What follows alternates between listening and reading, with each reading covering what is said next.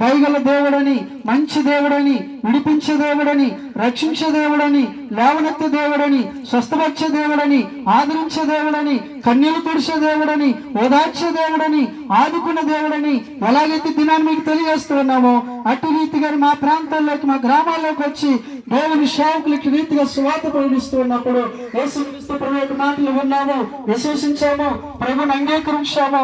ప్రియులారా, మా జీవితాల్లో ఎంతగానో విడుదల పొందుకున్నాం. ప్రతి పాపం నుంచి, శాపం నుంచి, వ్యసనాల నుంచి విడిపించబడి ఈ రోజు ఎంతో నెమ్మది కలిగి, శాంతి కలిగి, సమాధానం కలిగి, మేలు కలిగి జీవిస్తూ ఉన్నాం. ప్రేమని ప్రియులారా, తినడానికి ఆహారం ఉండేది కాదు, కట్టుకోవడానికి వస్త్రములు ఉండేవి కాదు, హాస్పిటల్కి వెళ్ళి చూపించుకుందామంటే ధనం ఉండేది కాదు.